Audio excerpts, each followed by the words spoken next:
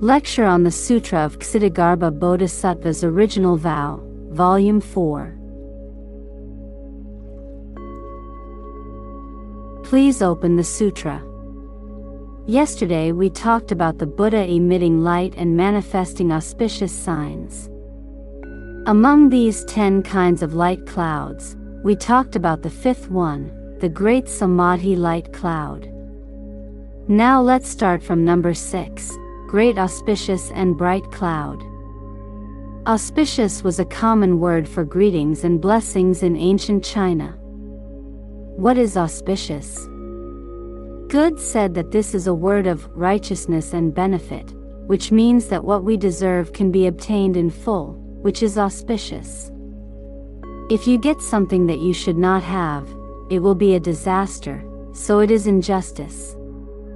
Let's use property as an analogy.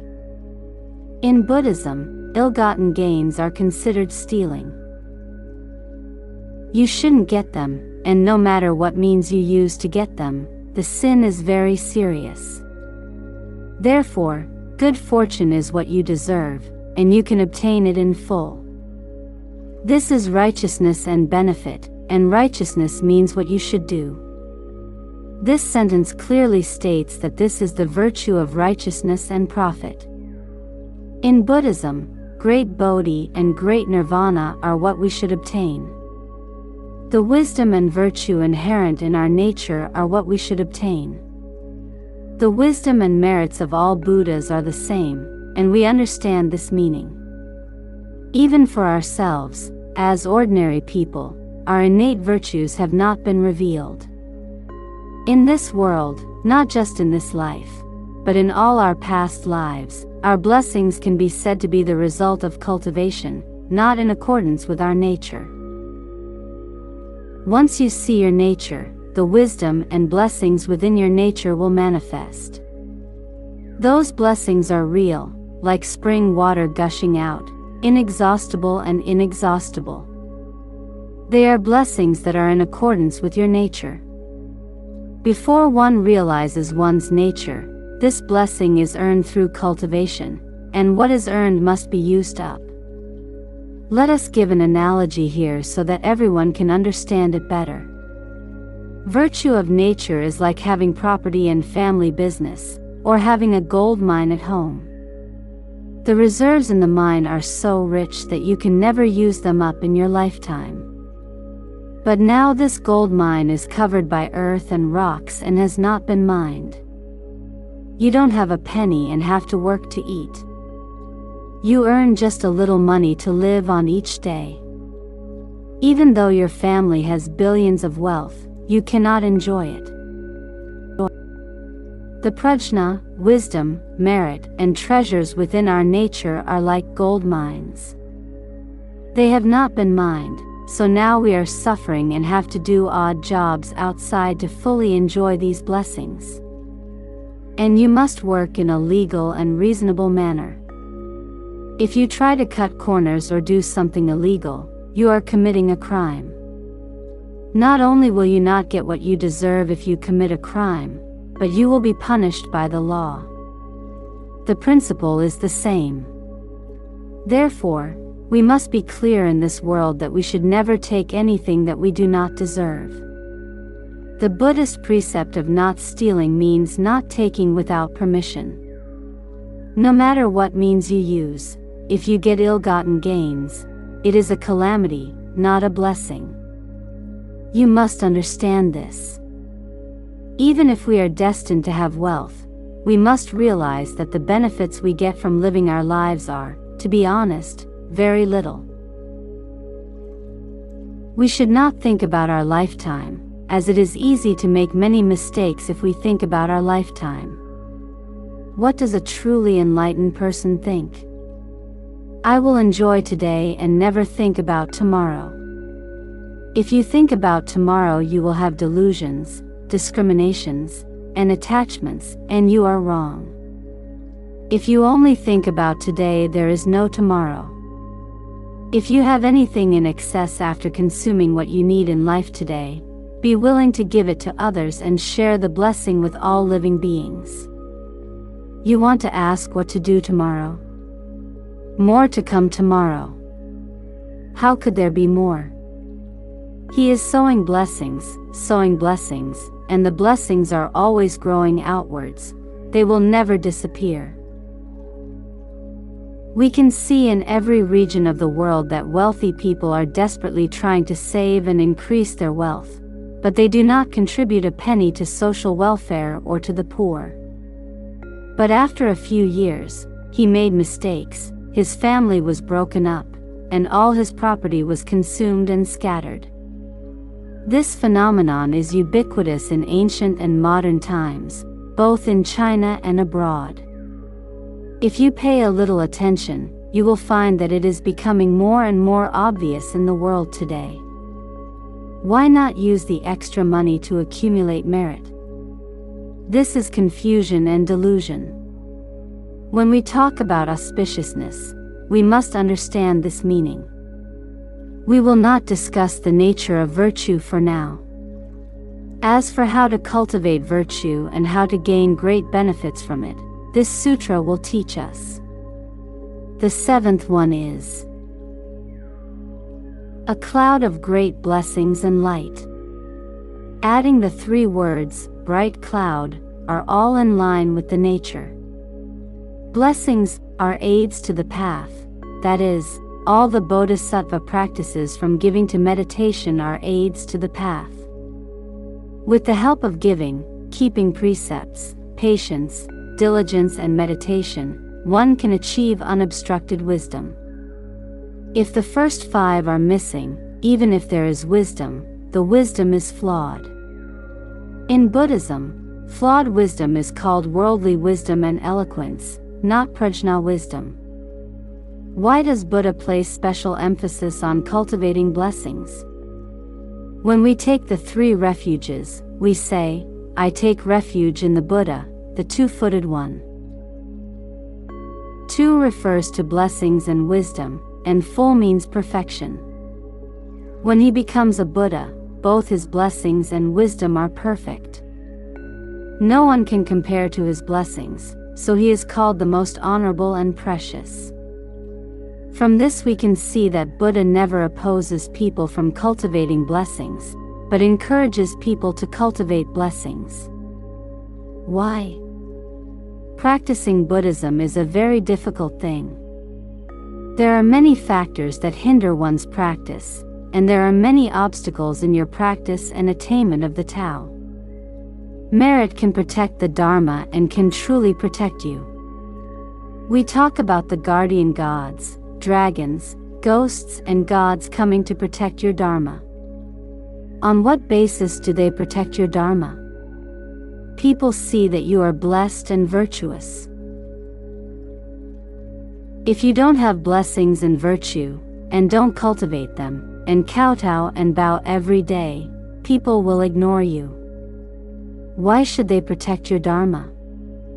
If you are willing to practice giving, people will admire and praise you.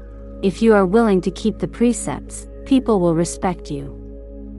Therefore, if we want to obtain the protection of all Buddhas and the support of dragons and gods, we cannot kowtow to them, beg them, curry favor with them, or flatter them every day. It is impossible to do so. As long as you follow the Buddha's teaching seriously, don't ask for anything from him, don't care about him, and he will naturally protect you. Why?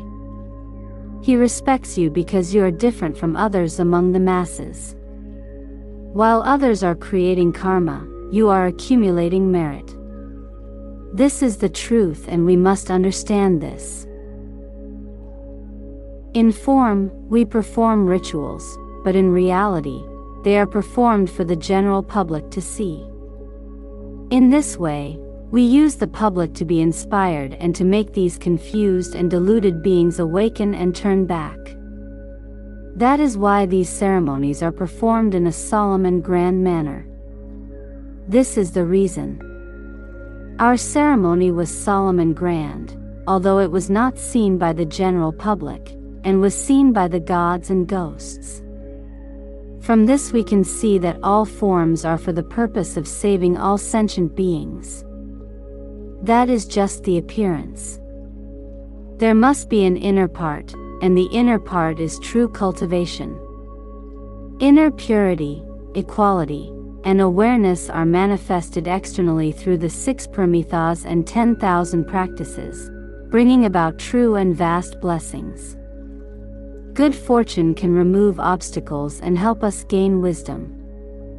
As the saying goes, good fortune comes to the mind. This person has good fortune and is particularly smart. Normally he seems stupid, but when good fortune comes, he suddenly becomes smart. This makes sense. Cultivating concentration is the main reason for gaining wisdom, while cultivating blessings is an auxiliary condition that helps you gain wisdom, so you should cultivate both blessings and wisdom. The following sentence: a cloud of great merit and light. There is a difference between merit and blessings. Merit is what we usually call good fortune.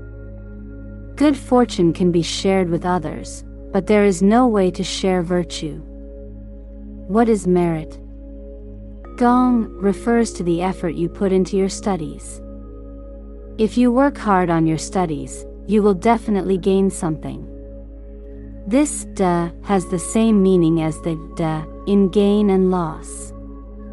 You will definitely gain something. For example, keeping the precepts is meritorious, and if one cultivates the precepts very well, then there is merit, meditation is attained, and it is achieved through the precepts. No matter how well you practice the precepts, if you cannot achieve concentration, your practice will always be lacking. I observe the precepts very well, so why can't I attain concentration? Good spoke very well and he practiced very well. To put it in today's words, it is worth being proud of, and that's it. You study the classics well and do well, which is worthy of pride. You preach the sutras well on the podium and do well, which is worthy of pride. But if you are proud of it, it will be over and all your merits will be gone. What is pride? Troubles. If you keep the precepts until the end, the troubles will appear. The 6th Patriarch Huineng said it well. The Platform Sutra says, if one is a true cultivator, one will not see the faults of the world. If you observe the precepts to the point where you do not see the faults of the world, you will gain concentration, and your observation of the precepts will become merit. If one can attain concentration by observing the precepts, it is merit. If one cannot attain concentration by observing the precepts, it is blessing. So there are 2 kinds of precepts. One is merit, and the other is blessing. One can attain concentration through precepts. The same is true for cultivating concentration. If you cultivate concentration, you will develop wisdom. Then this concentration will become merit, and that will be successful. If you practice concentration but cannot develop wisdom, this concentration is worldly concentration. No matter how well you practice it, it is still the 4 dhyanas and 8 samadhis. You must know that without opening up wisdom through the 4 dhyanas and 8 samadhis, one cannot leave the 3 realms. We must understand this principle. It is very easy for people who practice cultivation to develop arrogance, which is what people in the world say today. It is worth being proud of. Others are not as good as me. I am superior to others. As long as you have this thought, all your merits will be gone. Great merit can eliminate sins, eliminate evil, and generate good. Merit is to eliminate evil and generate good. If, during practice, evil continues to grow and good cannot arise, this is completely wrong. This is something we must understand. In Buddhist practice, the guidelines and principles focus on cultivating meditation. The Tiantai school talks about the 3 stops and 3 contemplations. Our chanting of the Buddha's name does not deviate from the principles of cultivating meditation. What is view? Concept. Cultivating meditation means correcting all the wrong ideas we had in the past. This is called cultivating meditation. Generally speaking, there are 3 levels of cultivation and learning, which are often talked about in sections. The first one is observation. What does it mean? Always remind yourself of an awakened concept. Remind yourself at all times. This is observation. If you have made great progress in your meditation practice, in our Pure Land sect it is called skill concentration. If you have such skill, you will definitely be reborn in the Pure Land. Why? Every thought can be free from delusion, and every thought can be mindful. In our Pure Land sect, it is just a Buddhist chant. Only when the mind moves and the 6 senses come into contact with the 6 realms of dust, thoughts arise in the mind. Thoughts are nothing more than good or evil. When things go according to one's wishes, one becomes greedy. When things go against one's wishes, one becomes angry. These thoughts will arise. When things do not go against one's wishes, one becomes indifferent. Both are bad. Therefore, when the 6 senses come into contact with the 6 realms of dust, he is very alert. As soon as the thought arises, Amitabha, he immediately turns to Amitabha. This is called the skill of observation and contemplation in the sect. As the ancients said, don't be afraid of thoughts arising, just be afraid of being slow to react to them. It's okay when thoughts arise, but you must be aware of them quickly, chant the Buddha's name immediately, and change your thoughts. This is the skill of observation and mindfulness. When one's meditation skill becomes deep, these delusions and thoughts will naturally disappear. If one can really control them, they will not arise. This is called being single-minded in the matter. In the sect, it is called abiding by meditation. It means that one has attained concentration, and Zen meditation has appeared. The highest level of skill is illumination. When we read the Heart Sutra, it says, Avalokitesvara Bodhisattva, illuminating and seeing that the 5 aggregates are empty. Illumination. Seeing means the awakening of wisdom, from concentration to enlightenment. In our Pure Land school, it is one mind without distraction, and then illumination. Seeing that the 5 aggregates are empty, the 5 aggregates are empty is the truth of the universe and life. Seeing all the dharmas in the universe, the truth is nothingness, nothing can be obtained. The Buddha repeated these 2 sentences hundreds of times in the Great Prajna Sutra. So when you browse through the 600 volumes of the Great Prajna Sutra, you will not be able to remember anything else and will forget everything else. The impression is so deep. As long as you remember these 6 words, you will get the essence of the 600 volumes of the Great Prajna. The Buddha's teachings are indeed clever, and the key points will always make you remember them. Why is there nothing and nothing to be gained? The Diamond Sutra says, all appearances are illusory. All conditioned phenomena are like dreams, illusions, bubbles, and shadows. The Avatamsaka Sutra explains this more thoroughly. What is the truth? At that moment, this is the truth. Instant means there is no birth and no death. If you really understand and comprehend it thoroughly, and enter into this state, then congratulations, You are amazing. Why? You have attained the fruit of the Dharma patience of no birth, which means realizing that in an instant, all dharmas are neither born nor destroyed, and are born and destroyed simultaneously. The Shurangama Sutra says, "It is born where it is, it dies where it is," which means it is in an instant, so there is nothing, and it is unattainable. This is the truth. You think you have something and you think you have gained something, but this is delusion. All sentient beings in the 10 Dharma realms, not to mention the 6 realms, have not yet escaped from delusion. It can be seen that it is very difficult to break through the barrier of delusion.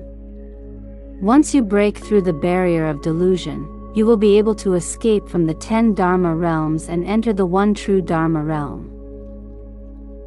Therefore, merits and virtues must be cultivated, as well as blessings. Blessings focus on phenomena, while merits focus on the mind. Let's look at the 9th sentence. The great refuge in the cloud of light. Great praise to the bright cloud. This place talks about conversion as returning to one's true nature, which is called great conversion. Taking refuge in the 3 jewels. In fact, the theory of taking refuge in the 3 jewels in Buddhism is based on this sentence. The first of the 3 treasures is the Buddha treasure. The Buddha treasure is self-nature awareness, and self-nature pervades the Dharma realm, so the cloud of light is used here to represent it. Ordinary people have lost their true nature and brought upon themselves endless disasters. Let us use a metaphor to explain that the perfect nature and appearance, although the nature has no appearance, it can manifest all appearances. The appearance that manifests is the aspect of the self-nature. The nature and appearance are one and definitely not two. We compare the manifestation of self-nature to a body, which is easy for you to understand. One part of the body is enlightened, but the other part is confused. Which part is confusing? Indefinite. There is a sore, pus, rot, and swelling somewhere in the body, just like some sentient beings are confused. This hand has a sore and is rotten, and that hand rushes to help it. That hand is the Buddha or Bodhisattva, and this hand is all living beings, they are one. Sentient beings do not know that the entire universe and the entire Dharma realm are one self. Delusion, discrimination, and attachment are viruses. When a sore develops in one's own part of the body and it rots, one is suffering. Therefore, when sentient beings suffer, Buddhas suffer. When sentient beings are happy, Buddhas are happy, they are one. Who is Amitabha? Self-nature Amitabha. Who is Vairocana? The self-nature Vairocana is not someone else but yourself. Who knows? So when I tell you the truth, you will be shocked and not believe it. You will even slander the Buddha and commit even more serious sins. Therefore, the Buddha does not tell you many true things. If he did, you would be afraid, you would not believe it, and you would not be able to accept it. If we really wake up and realize that the universe and the Dharma realm are all ourselves, with your great compassion, you will love everyone, everything, and everything. That love, care, and helping heart will arise naturally, without any distinction between each other. If you respect me and praise me, I will love you and help you. If you slander me, abuse me, and insult me, I will still love you and help you. Why? You are confused, but I am not. Those who are not confused know that they are one. Those who are confused distinguish between self and others, just like when a disease or sore appears on the body.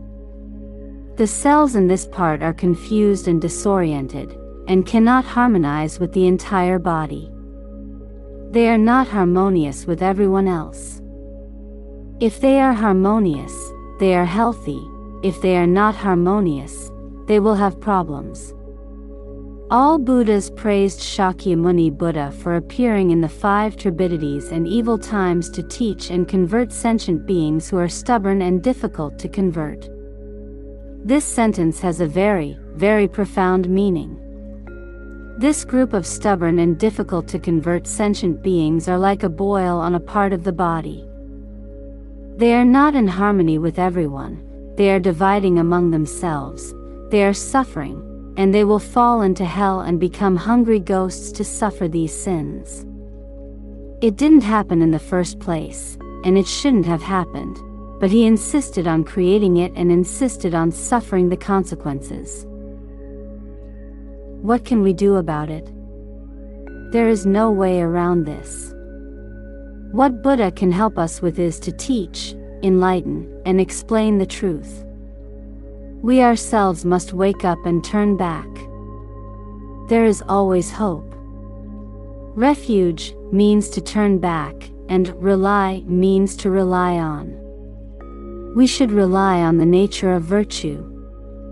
Here it is represented by cloud of light, and in the Avadamsaka Sutra, it is represented by great and vast. The great and vast mentioned in the Huayan Sutra is the light cloud mentioned here.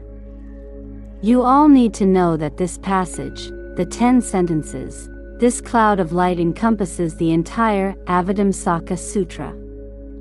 The Avadamsaka Sutra encompasses the entire Buddhist teachings. The 10 kinds of light clouds contain all the infinite and boundless dharmas taught by all the Buddhas in the 10 directions and 3 times, without missing a single dharma. We must understand this meaning. Take refuge in the Dharma. The Dharma is the true nature of one's own being. What is the true nature of self? The nature of one's self is inherently endowed with the wisdom of prajna.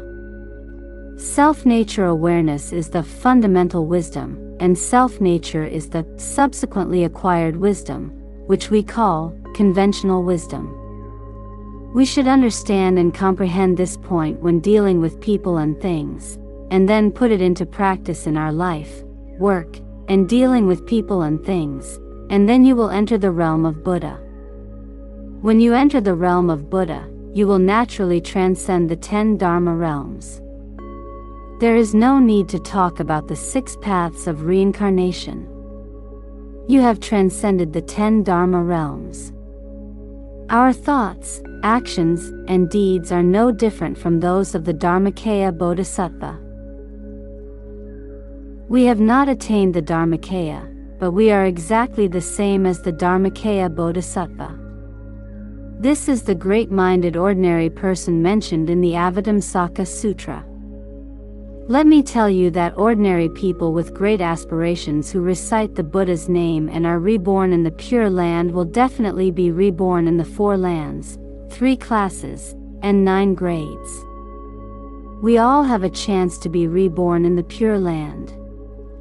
Master Shandao said it well. The ancient great masters before Shandao often said that the 4 highest grades are the highest grade, the upper middle grade, the upper lower grade, and the middle upper grade. People in the past said that the highest 4 grades are all for bodhisattvas to be reborn in, and ordinary people have no chance of rebirth. Master Shandao is the reincarnation of Amitabha Buddha. He told us that the 9 levels of rebirth all depend on fate, and the fate they encounter is different. This is well said. We are ordinary people, and if we encounter auspicious conditions, we will be reborn in the highest grade of the highest realm. If a bodhisattva does not encounter such conditions, he may be reborn in the middle or lower grade of the highest realm.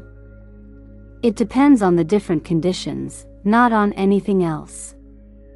This is called the Dharma of equality, which is in line with the teachings of purity, equality, and enlightenment in the title of the sutra. Therefore, we cannot read the sutra and study the teachings in vain. My schedule is a bit tight now. I am lecturing on 4 sutras at the same time. I am lecturing on 3 of them here, and will be lecturing on the 40 chapters of the Avatamsaka Sutra in Hong Kong. I say, although it is implemented in our current life, I have read the annotations of the ancient great masters very seriously. I may not necessarily follow what they said, but what I say is definitely consistent with their meanings. According to the ancient annotations, people today cannot understand, cannot accept, and cannot do it. If we want to truly understand the meaning of the classics, we can use what the ancients wrote as a reference and listen to what they said. Let's take a look at what kind of world we are in today, what kind of roots modern sentient beings have, and what is wrong with them. What does he need? We have received inspiration from the classics and the commentaries of ancient great masters. We innovate and help modern suffering beings. Today, to solve social problems and to resolve the countless man-made disasters or natural disasters that befell sentient beings, we must make a major psychological transformation. That is, we must love the world, expand the love we have for ourselves, and love all sentient beings. Then all disasters will be eliminated. Only thinking about oneself and not others, and even doing things that harm others and benefit oneself, this is what people in the world say, what confused and deluded people say. What do people who truly understand see? Harming others will definitely not benefit yourself. Harming others will harm yourself. You all must know this. What is true self-interest? Benefiting others is truly benefiting yourself, and benefiting society is truly benefiting your family. People in the world are confused and deluded and do not know this principle and the truth.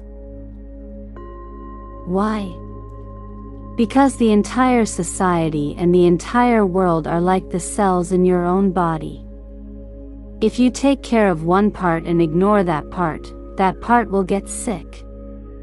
You have to take care of everything, including diet, daily life, absorption of nutrients, and every part of the body. If you are picky about food, you will get sick.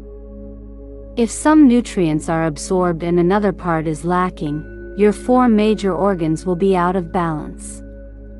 Using this metaphor to illustrate the world is just like that. If we only care about our own country and ignore other countries, as a result, when other countries are in trouble, we will also be affected. Everyone is gradually realizing this fact, but they don't know how to turn back and don't know where the root cause lies. Therefore, Buddhism first expands our mind, so that it encompasses the vastness of the universe and the universe. This is the true refuge in righteousness. The right knowledge and right views that are inherent in our nature serve as the basis for all our daily lives, including the way we deal with people and things. The third is taking refuge in the Sangha. Sangha means pure, or in modern terms, a society or group. Buddhism calls 4 people a crowd, which in modern terms means a small group. When 4 or more people live and work together, this is a small group. The members of this group who can practice the 6 harmonies are called a Sangha or Sangha. If everyone practices the 6 harmonies and everyone's mind is pure and complete, this monastic community will be the most respectable of all groups, both in heaven and on earth. Why? It is harmonious and peaceful. Our ancient Chinese also said, harmony is the most valuable.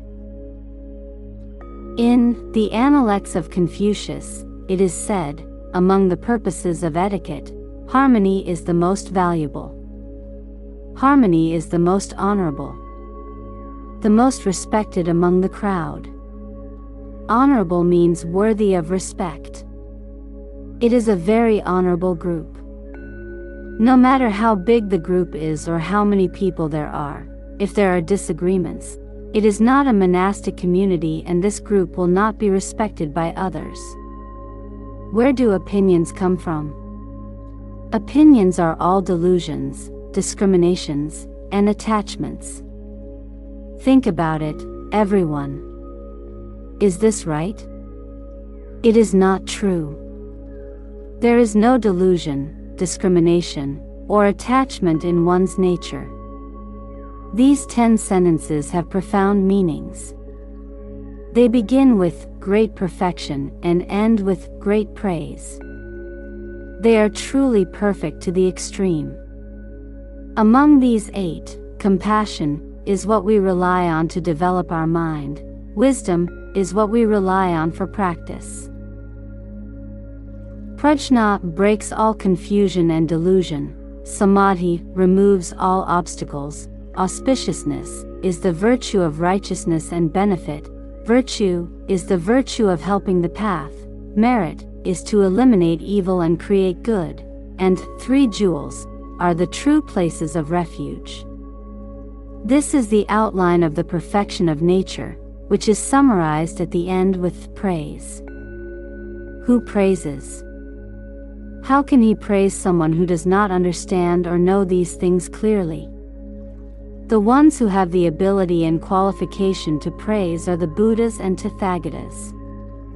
They understand it thoroughly, so the Buddhas and Tathagatas praise your achievements and praise you for truly turning back.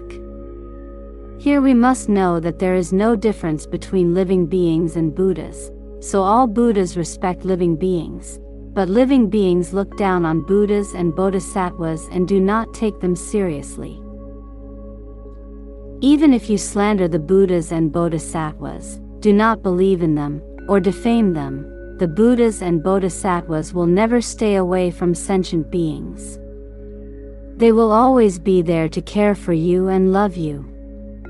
Buddha has not left sentient beings, but sentient beings have turned away from Buddha and Bodhisattvas. This is the truth. When we study Buddhism today, we should learn from the Buddhas and Bodhisattvas, learn their intentions, and learn their conduct. We cannot learn from sentient beings. If we learn from sentient beings, we will be reincarnated in the 6 realms again. The 6 realms of reincarnation have been going on for countless eons and are extremely painful. Should we continue?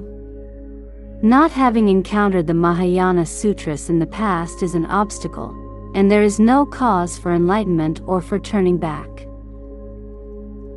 Meeting you today is truly a rare opportunity that comes only once in countless kalpas. Once you meet it, you must cherish it. Turn back from now on, no longer create karma for reincarnation, let go of everything in the physical and mental world, follow the teachings, and sincerely recite the Buddha's name. This is the best way. The following paragraph, after releasing such incalculable clouds of light. This sentence is a summary.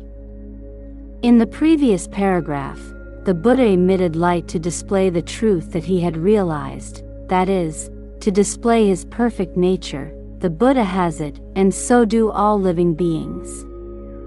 To be honest, only the Dharmakaya Bodhisattvas can understand the radiance of light and the auspicious signs. After seeing them, one will instantly accept the perfect Dharma will spoken by the Tathagata and all the Buddhas of the 10 directions. Dharmakaya Bodhisattvas, it's okay. When the sentient beings in the 10 Dharma realms see this, they find it marvelous and express their admiration for it. However, they are puzzled as to what it means. They don't understand. What should I do then? He said it, how could we understand if he didn't explain it to us? So, and various subtle sounds were produced. From this we can see that emitting light and manifesting auspicious signs can save people with the highest level of aptitude, while emitting subtle sounds can save people with the middle and lower level of aptitude. When people of medium and low intelligence see the light, they cannot understand its meaning and must ask the Buddha to preach. It says here, emitting various subtle sounds. You must remember that this is said to the sentient beings in our Saha world. Manjushri Bodhisattva of this world said it well, the true teaching of this place is pure in sound and hearing. At the Shurangama conference, the Buddha asked Manjushri Bodhisattva to choose the perfect way for us, that is, to choose which method is most suitable for the aptitude of sentient beings in this world. Manjushri Bodhisattva chose the chapter on the perfect enlightenment of the ear of Avalokitesvara Bodhisattva, which explains that the sentient beings in the Saha world have the sharpest ears. If you let him read the scriptures, it is not easy for him to become enlightened by reading them.